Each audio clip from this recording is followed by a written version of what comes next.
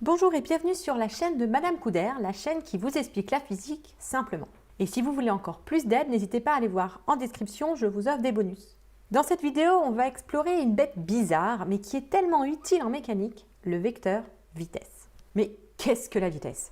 Car oui, le problème en mécanique, c'est que c'est une science qui décrit ce qu'on voit. Et du coup, on a toujours l'impression de savoir. Mais en fait, les modèles physiques ne sont pas intuitifs. Il est donc indispensable de réfléchir avec son cours et pas avec son intuition. Il faut se dire qu'on ne sait pas en fait. Et qu'est-ce qu'il dit notre cours?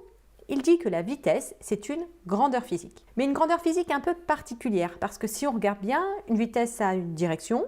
Là, par exemple, on voit qu'elle change de direction, un sens. La voiture, elle peut aller par là ou par là, et aussi une valeur. Ça ne vous rappelle rien, ce trio? Direction, sens, valeur? Bingo! On va pouvoir modéliser la vitesse par un vecteur, qu'on appelle donc le vecteur vitesse. Et on reconnaît bien là l'imagination débordante des scientifiques. On va donc détailler les caractéristiques de ce fameux vecteur vitesse. Commençons par sa direction.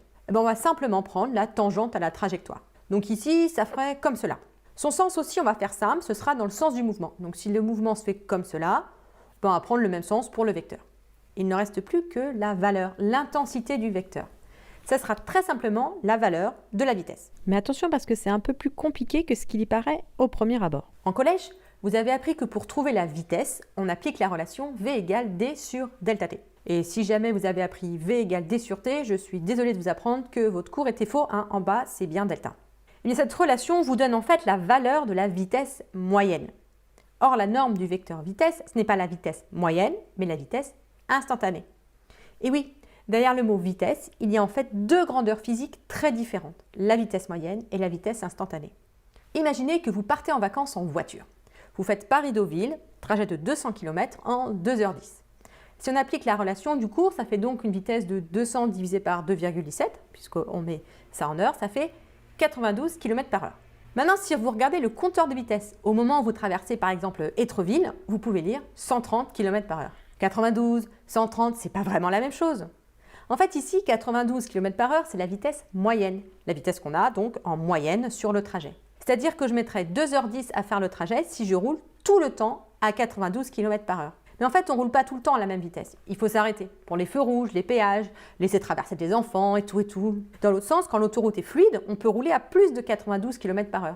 La vitesse indiquée par le compteur, c'est la vitesse indiquée à chaque instant. C'est donc la vitesse instantanée. Et c'est cette vitesse-là qu'il faut pour le vecteur vitesse. Et comment faire pour déterminer la vitesse instantanée alors, si on n'a pas de compteur, ou pas de radar, hein, puisque ça marche pareil? Eh bien, ça va dépendre des outils mathématiques que vous maîtrisez. Si vous n'avez pas grand-chose dans votre trousse à outils mathématiques, on va faire cela graphiquement. Je vais donc tracer x, soit la distance parcourue. Pour ceux qui savent de quoi je parle, c'est l'abscisse curviligne, en fonction du temps. Donc si je prends mon trajet en voiture, ça va avoir cette allure-là. Au début, je suis en ville, ça ne roule pas beaucoup. Oh, un feu rouge! Puis j'arrive sur l'autoroute, je roule bien, mais je fais une pause pour prendre de l'essence. Et quand je reprends, il y a du monde, donc je roule moins vite. Pour calculer la vitesse instantanée, je vais zoomer sur une partie de cette courbe. Ici par exemple. Et on voit que si je zoome suffisamment, ce petit morceau-là, il ressemble à une droite. Et s'il ne rassemble pas à une droite, eh ben on zoome plus, jusqu'à ce que ce soit une droite. Une fois qu'on a ce petit morceau de droite, on voit que la durée de parcours se lit ici, c'est delta t. Et ici, je vais lire delta x. Or, delta x, c'est d, c'est la distance parcourue. Je vais donc pouvoir appliquer la relation du cours V égale d sur delta t. La différence entre la vitesse moyenne et la vitesse instantanée, ce n'est donc pas l'équation, mais la taille du trajet qu'on considère. Grand trajet, vitesse moyenne, tout petit trajet, vitesse instantanée. On voit que si on fait tendre la taille du trajet vers 0, les deltas vont devenir des d.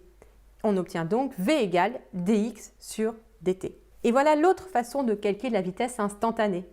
La vitesse instantanée, c'est la dérivée de l'abscisse curviligne en fonction du temps. Et ça, on ne peut l'utiliser que si on connaît bien les dérivées. Donc, quelle que soit la méthode que j'utilise, soit graphiquement, soit la dérivée, j'obtiens la valeur de la vitesse instantanée. J'ai donc la valeur du vecteur vitesse. Je mets une échelle sur mon plan et hop, je peux tracer mon vecteur vitesse. Prenons un exemple. Je veux tracer le vecteur vitesse en M2. Première question, la direction. On a dit la direction, c'est la tangente à la trajectoire. Donc ici, ça va être cette droite. Le sens maintenant. On voit bien qu'ici, il y a M1, M2, M3. Le mobile va donc dans ce sens-là. Donc mon vecteur va être vers la droite. Passons maintenant à la valeur. On voit qu'ici, on n'a pas vraiment une trajectoire, mais on a des points pris en certains moments. Donc on va prendre la droite la plus petite possible, puisqu'on n'en a qu'une, ça va être celle-là. Avec l'échelle, je mesure la taille de ce petit segment rouge et je trouve distance égale 45 cm. Pour trouver delta t, il faut que je regarde comment ces points-là ont été tracés. Je vois que ça a été fait avec un mobile orthoporteur et que donc entre chaque impulsion, donc entre chaque point, il y avait 0,1 seconde. Donc delta t vaut 0,1 seconde. Je fais mon calcul, V instantané égale 45 10 moins 2, puisqu'on va bien le mettre en mètres, divisé par 0,1, ce qui fait donc 4,5 mètres par seconde. Je munis mon plan d'une échelle et je vais pouvoir tracer mon vecteur. Voilà donc à quoi ressemble mon vecteur. Direction tangente vers la droite, puisque le mouvement est vers la droite, et on voit qu'il y a bien 4 fois 1,5 mètres par seconde, donc 4,5 mètres par seconde. Et on voit bien ce qui arrive toujours à chaque fois qu'on a des vecteurs vitesse, qu'il y a deux échelles pour ce schéma, à la fois l'échelle pour la trajectoire, puisque c'est en distance, et l'échelle pour le vecteur vitesse, qui est en mètres par seconde. Attention, il y a deux erreurs qu'on retrouve dans beaucoup de copies et qu'il est important d'éviter. Premièrement, oui, la vitesse est modélisée par un vecteur, comme une force, mais ça n'est pas du tout une force. Hors de question de faire apparaître le vecteur vitesse sur un bilan des forces. Car oui, vous allez en avoir envie. Parce que, et c'est ça la deuxième erreur, on a envie de faire un lien direct entre la force et la vitesse. Je veux dire, si un objet va vers le haut, c'est qu'il doit être soumis à une force vers le haut, ça paraît logique. Eh bien en fait, non. La seule façon de faire le lien entre force et vitesse, c'est le principe d'inertie ou la seconde loi de Newton. On en revient à ce que je vous disais au départ. On fait marcher son cerveau, son cours, pas son intuition. Donc oui, si je lance une pièce en l'air, elle va monter. Et pourtant, elle n'est soumise qu'à son poids, qui est une force vers le bas. Elle monte et est soumise à une seule force, vers le bas.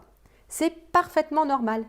Donc n'allez pas rajouter un vecteur vitesse sur votre bilan des forces. Sinon, je peux vous promettre que vous allez avoir des soucis dans la suite de l'exercice. Pour résumer, la vitesse peut être modélisée par un vecteur. Ce vecteur a une direction qui est la tangente à la trajectoire. Il va dans le sens du mouvement et sa valeur, c'est la valeur de la vitesse instantanée. Il ne faut pas confondre la vitesse moyenne et la vitesse instantanée. La vitesse moyenne se calcule sur un gros trajet, la vitesse instantanée sur un tout petit trajet. Ne pas confondre la vitesse et la force, même si les deux sont des vecteurs, et ne surtout pas faire de lien direct entre force et vitesse. Voilà, j'espère que cette vidéo vous a plu. N'hésitez pas à liker si c'est le cas et à poser vos questions en commentaire si quelque chose n'est pas clair pour vous. Et si vous voulez de l'aide pour travailler vos cours, n'hésitez pas à aller voir en description. Je vous offre un petit cadeau pour vous aider.